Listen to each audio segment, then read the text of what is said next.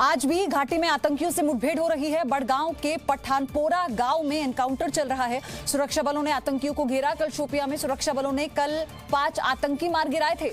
इस साल की सबसे बड़ी कामयाबी है। लगातार 3 दिन शोपियां में ही मुठभेड़ चली, जिनमें 14 आतंकी मारे गए। तीनों ही मुठभेड़ों के बाद बड़ी मात्रा में हथियार और विस्फोटक बरामद किए गए।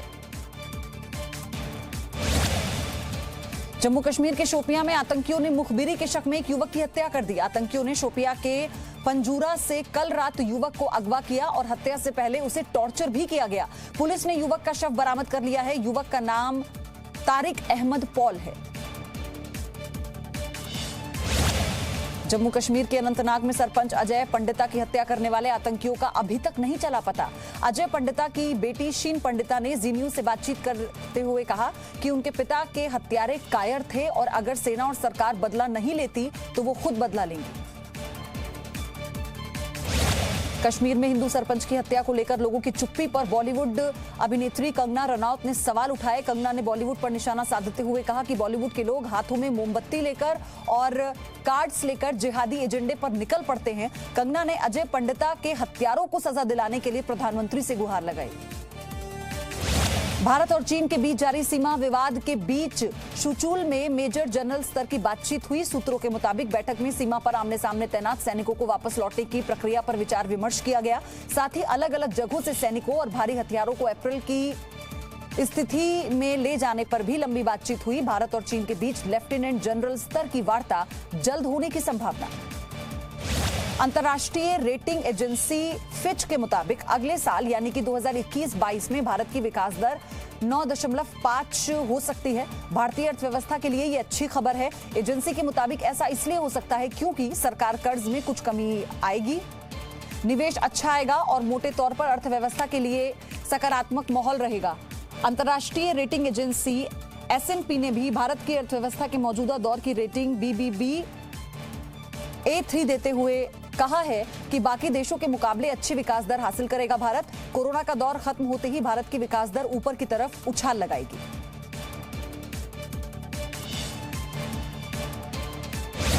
केरल में हथनी विनायकी की हत्या के मामले में 3 आरोपियों को गिरफ्तार कर लिया गया। 2 मुख्य आरोपियों की तलाश जारी है। इन दोनों ही हथनियों ने फलों में रखे हुए पटाखे खा लिए थे, जिसमें धमाके से उनके मुंह में चोट आई।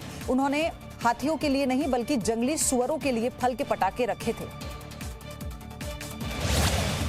गुजरात प्रवर्तन निदेशालय यानी ईडी नीरव मोदी और मेहुल चौकसी की 1350 करोड़ रुपए की हीरे जवारात मोती जैसी कीमती सामान विदेश से वापस ले आई है।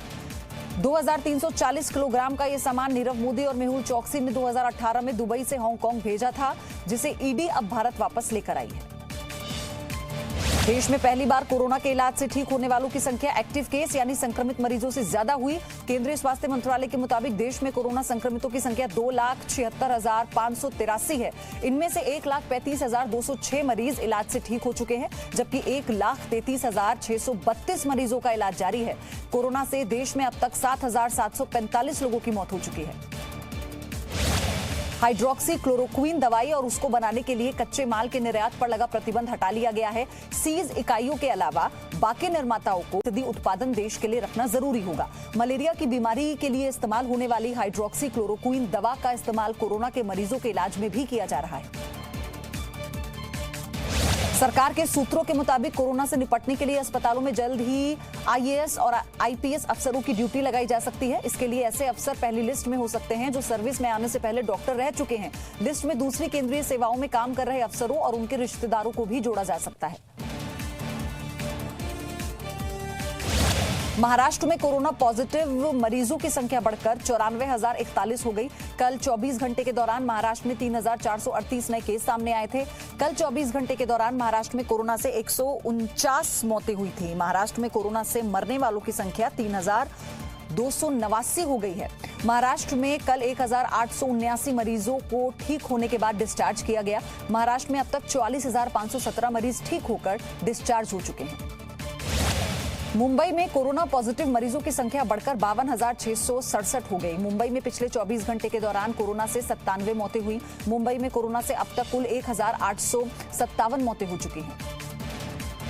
मुंबई के सबसे बड़े हॉटस्पॉट धारावी में पिछले 24 घंटे के दौरान कोरोना के 11 नए केस सामने आए। इसी के साथ धारावी में कोरोना पॉजिटिव मरीजों की संख्या 1964 हो गई। धारावी में अब तक कोरोना से कुल 73 मौतें हो चुकी हैं।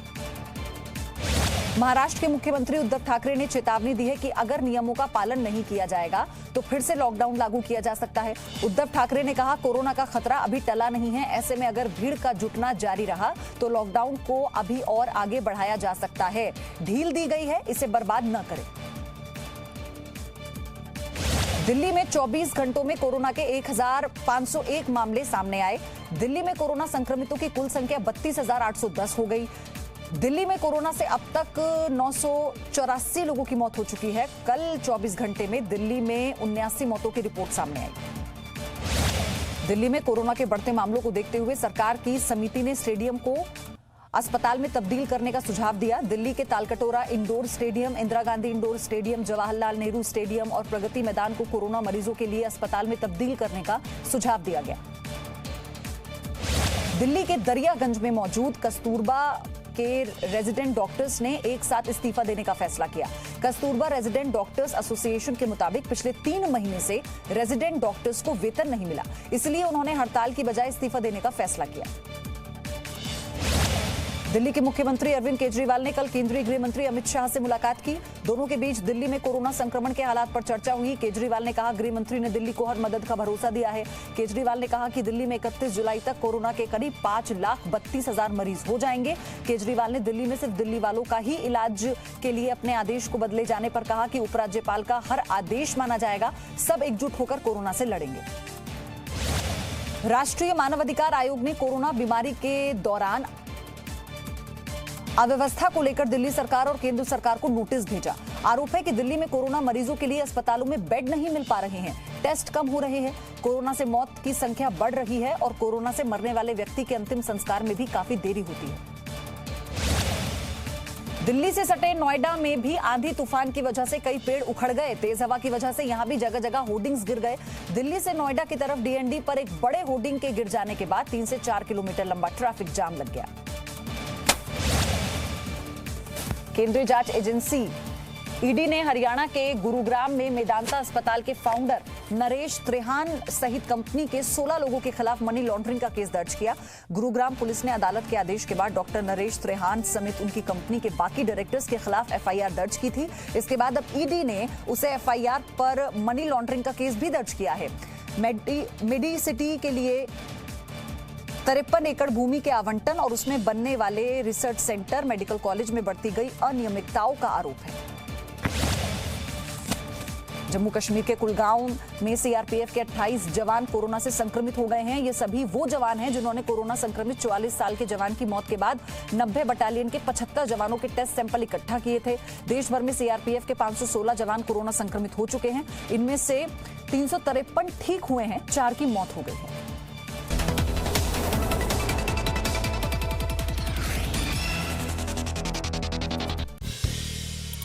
नया जी न्यूज ऐप अब बेहतर फीचर्स के साथ हिंदी अंग्रेजी के साथ साथ देश की अन्य भाषाओं में भी भारत और दुनिया की तमाम खबरों का अनूठा कलेक्शन। अपनी पसंद के मुताबिक सेट करें होम स्क्रीन पर अपने फेवरेट सेक्शन। साथ ही हमारे एडिटर्स द्वारा चुनी हुई दिन की बड़ी और खास खबरें। देखें जी न्यूज लाइव कभी भी कहीं भी। मनोरंजन और सूचना से भरपूर वीडियोस,